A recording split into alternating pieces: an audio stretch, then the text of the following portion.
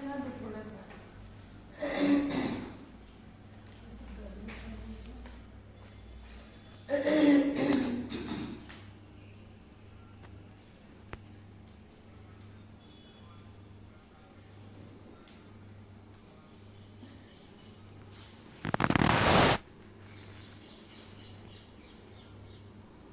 ओम शांति। ओम शांति। 27/7 की वाणी है। आज बाबा कहते हैं, मीठे बच्चे जी बाबा, सारी दुनिया में तुम्हारे जैसा खुशनसीब कोई नहीं। तुम हो राजऋषि, तुम राजा के लिए राजयोग सीख रहे हो। बाबा कहते हैं तुम्हारे जैसा खुशनसीब पूरी दुनिया में नहीं है कोई, है ना। तो बाबा ने कहा तुम राजऋषि हो और तुम राजा के लिए राजयोग सीख रहे हो। प्रश्न, निराकार बाप में कौन से संस्कार हैं जो संगम पर तुम बच्चे भी धारण करते हो? पूछा बाबा ने। कौन से संस्कार है शिव बाबा में, है ना। निराकार तो शिव बाबा है। जो संगम पर तुम बच्चे भी धारण करते हो। उत्तर है, निराकार बाप में ज्ञान के संस्कार है। वह तुम्हें ज्ञान सुनाकर पति से पावन बना देते हैं। इसलिए उन्हें ज्ञान का सागर और पति पावन कहा जाता है। बाबा के तो मेरे में ज्ञान के संस्कार है, तो ज्ञान सुनाकर हमें क्या बना देते, पति से पावन। इसलिए उन्हें ज्ञान का सागर और पति पावन कहा जाता। तुम बच्चे भी अभी वो संस्कार धारण करते हो। तुम नशे से कहते हो हमें भगवान पढ़ाते हैं। ये तो बहुत बड़ी बात है ना, भगवान पढ़ाना। भगवान पढ़ाना ये बहुत बड़ी बात है। भगवान मतलब भगवान से पढ़ना, ये बहुत बड़ी बात है जो हर किसी के नसीब में नहीं होती है। दुनिया में देखो कितनी संख्या है लोगों की, जनसंख्या पता है ना। उसमें से कुछ ही आत्माओं को भगवान से पढ़ने का सौभाग्य प्राप्त होता है। तो एक खुशनसीबी तो है, उनकी पालना से हमें पढ़ने का सौभाग्य प्राप्त होता है। तो ये क्या है, खुशनसीबी है ना। उनके द्वारा जगाने का, खिलाने का, पिलाने का, है ना, स्नेह प्यार का, समझदारी का, सब कुछ भाग्य प्राप्त होता है। इसलिए बाबा कहते तुम नशे, इस बात का नशा है ना, नशा। तुम नशे से कहते हो हमें भगवान पढ़ाते हैं, हम उनसे सुनकर सुनाते हैं, है ना। ओरली भगवान की बातें हम क्या सुनाते, ओरली सुनाते, अपना कुछ मिक्स नहीं होता। एक बात भी, एक शब्द भी मिक्स नहीं होता है ना। बाबा की बातें ओरली आत्माओं को सुनाते हैं। तुम नशे से कहते हो हमें भगवान पढ़ाते हैं, हम उनसे सुनकर सुनाते हैं। अगर कई ऐसे लोग होते ना पूछने वाले कि भाई ये ऐसी बात क्या है, ये कौन सी चीज़ है, कौन सी बात है, आप ऐसे सुना रहे हो तो कैसे सुना रहे हो, क्यों, आपको किसने बताया, है ना। तो इसलिए हम क्या कहते हैं, हम भगवान से सुनकर सुनाते हैं। आज का गीत है, आखिर वह दिन आया आज। ओम शांति। ओम शांति। मीठे मीठे रूहानी बच्चों ने यह गीत सुना। यह महिमा किसकी है, एक बाप की है। सिवाय नमा ऊंचे ते ऊंचे भगवान है ना। सिवाय कौन है, शिव बाबा ऊंचे ते ऊंचा है, भगवान है।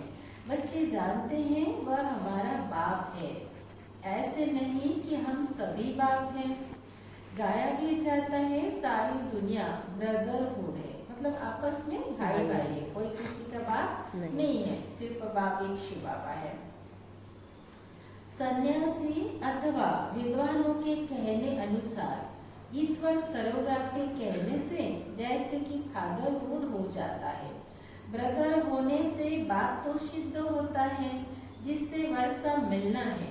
फादरहुड है तो फिर वर्षे की बात ही नहीं है ना। हमेशा प्रॉपर्टी बाप से मिलती है। भाई क्या होता है, हिस्सेदार। भाई क्या होता है, हिस्सेदार होता है ना, और प्रॉपर्टी बाप से मिलती है। भाई हिस्सा लेने वाला होता है, देने वाला नहीं होता है। टुकड़े होते हैं, भाई भाई में बंटवारा होता है, और बाबा बाप देने वाला होता है, भाई बंटवारा लेने वाले होते हैं। इसलिए फादर गुड है तो फिर वर्षे की बाबा की बात ही नहीं, सब बाप होते तो क्या वर्षा किससे लेते। बच्चे जानते हैं हम सभी आत्माओं का बाप एक है। उनको कहा ही जाता है वर्ल्ड गॉड फादर। वर्ल्ड में कौन है, सभी ब्रदर्स हैं, आत्माएं हैं। सबका गॉड फादर एक ही है। उस बाप की सभी प्रार्थना करते हैं। एक की ही बंदगी व पूजा होनी चाहिए। परंतु ये खेल है ना, खेल में एक जैसा तो नहीं, हर सीन एक जैसी होगी तो मजा नहीं आएगा, उसको खेल नहीं कहेंगे, कहेंगे खेल। इसलिए सत्युग की सीन अलग है, त्रेता की अलग है, द्वापर की अलग है, कलयुग की अलग है और संगम युग की सबसे अलग है। सारी सीन चलती है ना तो सब अलग अलग है। इसलिए बाबा कहते एक की ही बंदगी व पूजा होनी चाहिए, वह है सतो प्रधान पूजा। यह भी समझाया है ज्ञान, भक्ति और वैराग्य। बाप ज्ञान देते हैं किस लिए, किस लिए देते हैं बाबा ज्ञान, बाबा बनने के लिए। सद, आज बाबा ने कहा सदगति के लिए। सदगति कहा जाता है जीवन मुक्ति धाम को। यह आत्मा को बुद्धि में धारण करना है। हमारा घर शांति धाम है, उसको मुक्ति धाम, निर्वाण धाम भी कहा जाता। सबसे अच्छा नाम है शांति धाम। लोग शांति शांति मांगते हैं ना, तो बोलो शांति धाम नहीं मिलेगी तो खुश हो जाते हैं। शांति धाम है ना घर अपना। यहाँ तो आर्गन्स होने के कारण आत्मा टॉकी में रहती है, बोलना पड़ता है। सूक्ष्म देखो, आप मौन भी रखोगे तो कितने दिन मौन रखेंगे, क्योंकि एक दो दिन मौन आपके लिए कल्याणकारी, दूसरों के लिए कल्याणकारी होगा। 4 दिन का, महीना भर का, आप सदैव के लिए आपका मौन आपके लिए तो हो सकता है कल्याणकारी, संसार के लिए नहीं होगा। अगर एक कलेक्टर या प्रधानमंत्री मौन रखे, साधारण जनता रखे तो वो तो किसी की मुखिया नहीं है ना, किसी का जीवन उनको देखना नहीं है, किसी की जिम्मेवारी उसके पास नहीं है। लेकिन जिसके पास जिम्मेवारी है वो 5 दिन 8 दिन वो रख सकते हैं, दूसरा कोई वो साथ में संभालने वाला तो रख सकते हैं, नो प्रॉब्लम। पर अगर कोई नहीं हो तो आपके लिए वो जायज़ बात नहीं होती है। बाबा की श्रीमत अनुसार वो ठीक नहीं होगी। 4 दिन 8 दिन का कोई दिक्कत नहीं होती, बड़ी बात नहीं है। 4 दिन 8 दिन तो ऐसे भी मौन से किसी को बहुत ज़्यादा दिक्कत नहीं होगी। पर सदैव के लिए है, एक जिम्मेवार आत्मा सदैव के लिए ऐसा कार्य नहीं कर सकती। इसलिए मौन तो अच्छी बात है। तो बाबा, क्योंकि हम ये दुनिया में पार्ट प्ले करने वाली दुनिया में है ना, कर्म क्षेत्र पर है ना, तो कर्म तो करना है। इसीलिए तो बाबा कहते बोलना पड़ता है। अगर आप मौन में एक बार रह गए और दोबारा वाणी में आ नहीं सकते, वो सब कुछ चेंज हो जाएगा आपका। सूक्ष्म वतन में ही मूवी, इशारे में बात होती है। क्या है पता है, आपके दिमाग पर, आपके स्वभाव संस्कार पर एक अलग ही प्रभाव हो जाएगा, तो आप अलग ही बिहेवियर करोगे, क्योंकि आपके अंदर संस्कार कौन से भरे हुए हैं, बोलो शांति।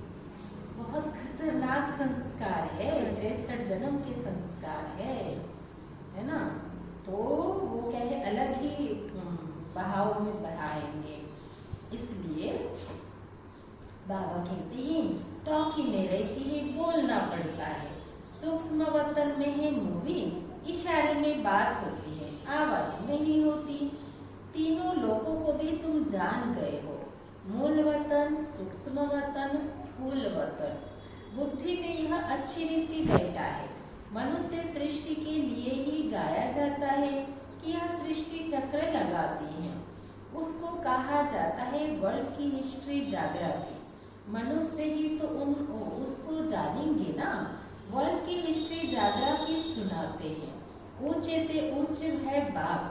वर्ल्ड की हिस्ट्री जाग्राफी कैसे रिपीट होती है वही जानते हैं, कौन, शिव बाबा जानते हैं। बस इस चक्र को जानने से ही तुम चक्रवर्ती राजा बने हो। गाते भी हैं देवताएं, संपत्ति माला बैठ सिमरते हैं कि कहाँ बाहर ख्यालात न जाए, अंदर राम राम की धुन लगाते हैं जैसे बाजा बजता है। क्योंकि देखो अगर कुछ नहीं करेंगे तो मन कहीं लगेगा ही ना, कुछ तो उनके कंट्रोल में आएगा ना, क्योंकि मन कैसी चीज है बताओ।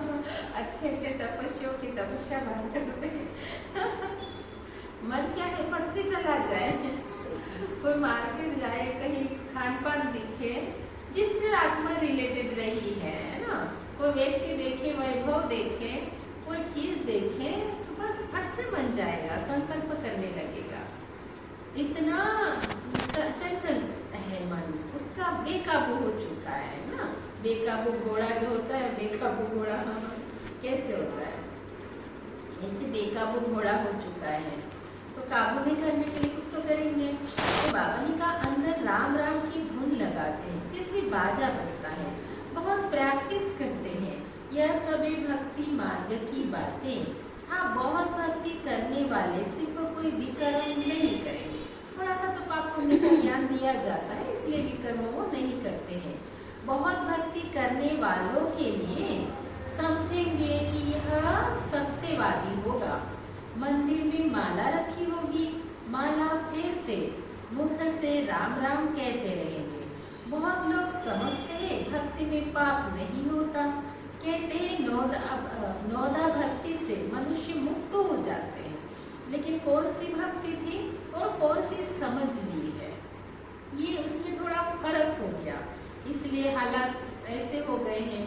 परंतु बाबा ने कहा कहते हैं नौदा भक्ति से मनुष्य मुक्त हो जाते हैं, परंतु होता कुछ भी नहीं। अगर होता तो कई सालों से कई आत्मा इतनी भक्ति पूजा व्रत कहाँ जाकर क्या क्या करते रहते। तो आज मनुष्य के उसका एक उनके ऊपर स्वयं का शासन होता, इतने बिगड़े हुए नहीं होते है ना, इतने क्राइम नहीं होता दुनिया में, राक्षस नहीं बनता मनुष्य, कैसा होता हो, बहुत अच्छा होता ना। हाँ, सुधरा हुआ कोई राम जैसा, हर लड़का राम जैसा कृष्ण जैसा हो दिखता आपको दुनिया में, हर लड़की राधा सीता जैसी मर्यादा वाली दिखती, हर नारी एक लक्ष्मी या सीता जैसी मर्यादा वाली दिखती आपको। कहाँ है मर्यादा वाली नारी, कहाँ है राम जैसी मर्यादा वाले भाई लोग, कहाँ है? उनको अगर वो शक्ति मिलती तो आज वो दिखता भी तो ना। तो इसीलिए बाबा कहते हैं, परंतु कहते हैं नौदा भक्ति से मनुष्य मुक्त हो जाते हैं, परंतु होता कुछ भी नहीं। यह एक नाटक है, उसमें सतो प्रधान सतो रजो तमो में सबको आना ही है, वापिस एक को भी नहीं जाना है। जैसे ऊपर में जगह खाली हो जाती है, वैसे यहाँ भी बहुत जगह खाली हो जाएगी। दिल्ली के आसपास मीठी नदियों पर राजधानी होती है, समुद्र की तरफ नहीं होती है। यह बॉम्बे आदि होंगे नहीं, है ना। बॉम्बे में कितने सारे लोग बैठे हुए हैं और एक भूकंप आया ना, सुनामी, अगर भूकंप आया ना सागर में, देखा नहीं सुना नहीं जाए, इतनी खतरनाक बात होगी।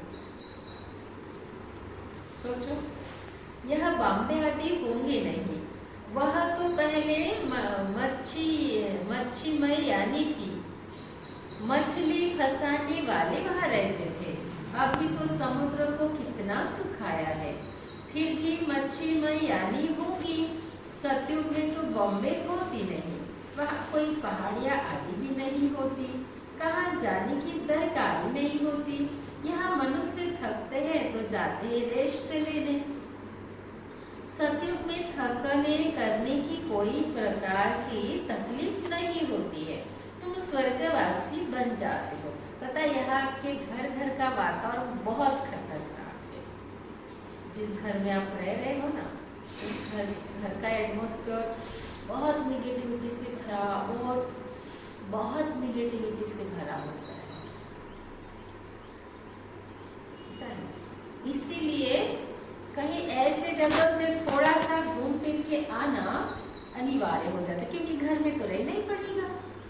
क्योंकि इतनी सारी आत्माएं इकट्ठे रहती हैं, इतने सारे उनके सोच विचार चलते हैं, उतनी बातें चलती हैं, कुछ जिंदगी में 19 हो जाता है, उसके ऊपर रिलेटेड लेके कुछ ना कुछ होता है, कुछ ना कुछ बात कहो, कुछ ना कुछ बहसबाजी कहो, या कुछ ना कुछ हो। 24 घंटा वातावरण तनातनी का रहता है, भारीपन का रहता है, पॉजिटिविटी का रहता नहीं है। ये हर घर की कहानी है। हम किसी पर्सन एक की बात नहीं, पूरी दुनिया पूरी वर्ल्ड की कहानी है। इसीलिए आत्मा को क्या चाहिए? एक शुद्ध वाइब्रेशन वाली जगह चाहिए, क्योंकि अगर वो नहीं निकली, नहीं गई, तो उसका प्रभाव अगर कहीं धुआं चल रहा हो और विषारी वाला धुआं चल रहा हो जो आपकी सेहत के लिए ठीक नहीं है, और आप अगर उससे नहीं निकले कमरे से बाहर, आपकी जान चली जाती है। घर में मकान में आग लगती तो आग से लोग नहीं मरते हैं, धुएं से मरते हैं, दम घुटने से मरते हैं। पता है आपको कैसे मरते हैं? धुएं से। दम घुटने से। तो इसे वातावरण आज हर एक पूरे दुनिया का वातावरण इकट्ठा, हर परिवार या आत्माएं कहाँ रहती इकट्ठा। और अब आप जानते हो बीमारी भी है, पूरे रिश्तेदारी से लेके सब जगह दुख सुख है। घर में भी बीमारी दुख सुख होता है, बाहर अपने रिलेटेड में भी दुख सुख होता है, दुनिया में भी होता है। तो चर्चाएं होती है, बात होती है, उस बारे में सोच चलती है व्यक्ति की, सब कुछ चलता है। तो आज बताओ वो वाइब्रेशन कितने भारी होते हैं, पता है? बहुत ज्यादा निगेटिव, बहुत ज्यादा भारी वातावरण, बहुत टू मच भारी हो जाता है। इसलिए लोग बाहर टूर करने जाते हैं, बाहर वहाँ आत्माएं रहते नहीं है, वहाँ भी वाइब्रेशन है। ऐसी बात नहीं है कि वहाँ वाइब्रेशन नहीं है, लेकिन वहाँ दूसरा एटमॉस्फेयर भी है, शुद्ध वातावरण भी है, शुद्ध हवा भी है, एक पेड़ पौधे की प्रसन्नता भी उसमें है। और घर में कौन से पेड़ पौधे होते हैं? मतलब एक खिला हुआ फूल दिखता है, कोई किसी के मतलब कुछ तो नयापन होता है, तो आत्मा के अंदर वो नयापन से आत्मा क्या है वो हो जाती है। इसलिए आत्माएं आजकल क्या है, कहीं जाते हैं ना, बाहर से आते हैं तो एक अलग ही महसूस करते हैं, और घर में आते हैं तो अलग महसूस करते हैं। तो कारण ये होता है। तो इसलिए बाबा कहते हैं कि देखो यहाँ मनुष्य थकते हैं तो जाते हैं रेस्ट लेने। सतयुग में थकने की कोई प्रकार की तकलीफ ही नहीं होती, तुम स्वर्गवासी बन जाते हो, रेंचक भी तकलीफ नहीं होती। तो अब बच्चों को बाप की श्रीमत पर चलना है। इसलिए पता है मधुबन साल भर में बाबा मिलन में भी जाओ, भट्टी में भी जाओ। भट्टी में क्या है, आपको एक तपने का मिल जाता है। घर गृहस्थी में रहते, सेंटर पे रहते, चाह कर भी आप इतना योग नहीं बैठ के कर सकते, है ना। जिम्मेवारी बाबा ने दी है, तो जिम्मेवारी निभाना पहला वो अपना कर्तव्य है ना। और मधुबन में जाने से क्या है, एक एटमॉस्फेयर वैसे मिलता है, और सभी लोग तपस्या भट्टी चलती है। आपका अपना समय होता है, अपनी योग तपस्या होती है, आप बहुत पावरफुल बनते हो अंदर से। आपके अंदर आपका चेंज होने की अपने आप शक्ति भी आती है, और अपने आप चेंज भी हो जाएगा आपको ऐसे दिखने वाली थोड़ी चीज है तपस्या, है ना। तो वो अपने आप आपकी आत्मा वो पावरफुल हो जाएगी। तो बाबा कहते बच्चे, बाप कहते हैं मीठे लाडले बच्चों, शरीर निर्वाह अर्थ धंधा आदि तो करना है। स्कूल में स्टूडेंट पढ़कर फिर घर में जाकर पढ़ते हैं, घर का कामकाज भी करते हैं, यह भी ऐसे है। इस पढ़ाई में तो तुमको कोई तकलीफ नहीं है। उस पढ़ाई में कितनी सब्जेक्ट होती हैं? यहाँ तो एक पढ़ाई और एक ही पॉइंट है, मन मना भव। इससे तुम्हारे पाप नाश होंगे। भगवान वचन वह समस्त ये गीता भगवान ने द्वापर में सुनाई। द्वापर में तो जस्ट ये विकार रावण आया था, वहाँ तो कोई बिगड़े हुए थे ही नहीं जो किसी को सुधारने के लिए भगवान आ जाए, भगवान जैसी हस्ती आ जाए। वो तो ऐसे छोटे मोटे लोगों से ही काम चल जाता है, अब नहीं चल सकता। यहाँ तो एक पढ़ाई और एक ही सब्जेक्ट है, मन मना भव। तो बाबा कहते समझते द्वापर में गीता सुनाई, वो भी किसने सुनाई? श्री कृष्ण ने। परंतु द्वापर में सुनाकर क्या करेंगे? बाबा ने प्रश्न पूछा, बताओ क्या करेंगे द्वापर में?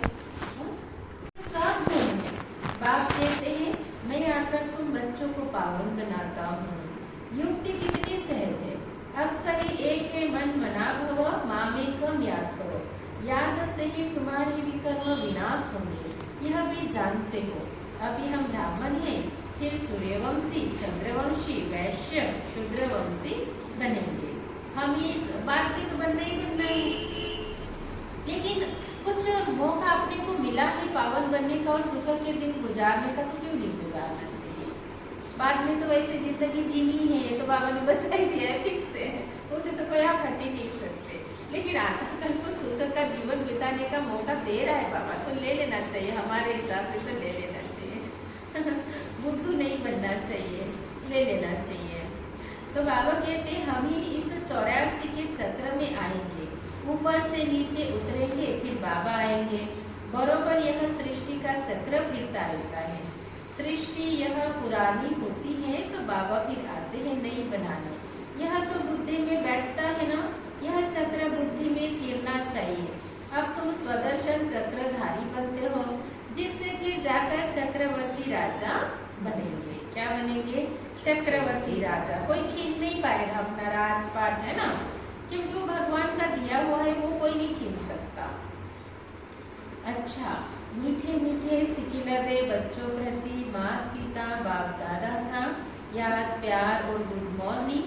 रूहानी बाप की रूहानी बच्चों को नमस्ते। हम रूहानी बच्चों की रूहानी माता पिता बाप दादा को याद प्यार गुड मॉर्निंग नमस्ते।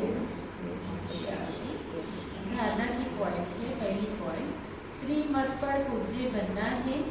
आत्मा में जो बुरे संस्कार आ गए हैं, उसे ज्ञान योग से समाप्त करना है। संपूर्ण निर्विकारी बनना है। दूसरी पॉइंट है, शरीर निर्वाह अर्थ कर्म करते भी पढ़ाई पढ़नी और पढ़ानी है। देखो, कर्म तो करना ही पड़ेगा, लेकिन बाबा कहते पढ़ाई पढ़नी भी है और पढ़ानी भी है। योग बल से पावन बन राजाई पद लेना है। वरदान, अपनी श्रेष्ठ स्थिति द्वारा माया को स्वयं के आगे झुकाने वाले हाईएस्ट पद के अधिकारी हो। अपनी श्रेष्ठ स्थिति द्वारा माया को स्वयं के आगे झुकाने वाले हाईएस्ट पद के अधिकारी हो।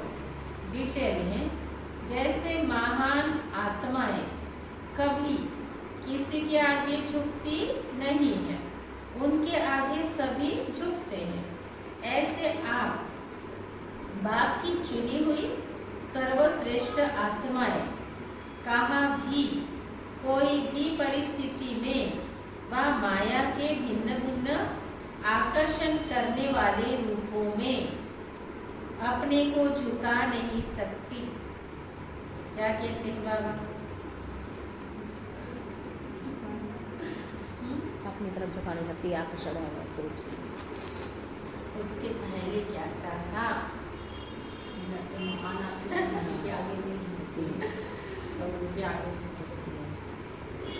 हर कार्य हर किसी को शोभा नहीं देता ना, है कि नहीं? हम बच्चों को ऐसे झुकना, बाबा की भी माया है, आप कहाँ महान आत्मा और माया के आगे झुकना तो शोभा नहीं देता है पर ऊंची हस्ती है और ऊंची हस्ती है और कुछ गिरी हुई चीज को उठा ले अच्छा नहीं लगता। तो बाबा कहते हैं कोई भी परिस्थिति में वह जब अपन अपने को महान आत्मा समझेंगे, बाबा का बच्चा समझेंगे, तभी तो रूपों को पहचान पाएंगे ना। और ऐसे हाल पर आप समझेंगे ही, अरे हम तो घर गृहस्थी वाली माताएं हैं बाबा ने कहा आप महान आत्मा हो और क्या करूँ कैसे करूँ, ऐसे होता है ना, कमजोर पड़ जाते, भूल जाते, अपने समान को भूल जाते कि भगवान ने हमें क्या दिया है। तब वो व्यक्ति आत्मा क्या है, कमजोर हो जाते हैं। भूलने का कारण क्या है? कारण क्या होता है? कल बाबा कहते हैं ना, कोई भी बाबा कहते ऐसे आप बाप की चुनी हुई क्या हो, भगवान की चुनी हुई आत्माएं हो, है ना। आप ऐसे आप बाप की चुनी हुई सर्वश्रेष्ठ आत्माएं हो, है ना।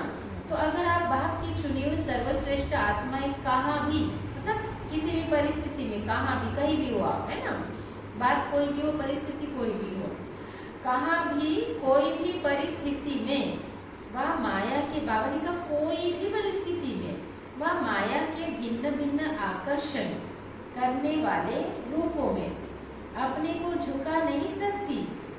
जब अभी से सदा झुकाने की स्थिति में स्थित रहेंगे, है ना, इंसानों को झुकाने का सोच नहीं रखनी चाहिए। हाँ, वो झुके तो मैं झुकूं, वो पहले वो कर ले, सॉरी बोले तो मैं बात कर लूं, गलती उसकी थी, हम मानते ही गलती उसकी थी और होती भी है, हम नहीं कहते कि नहीं।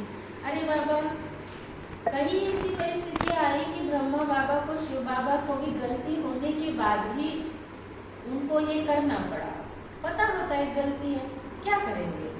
अब उनकी गलती करने की आदत है तो अपन भी उनके तरह नीचे दर्जे में आ जाएंगे क्या?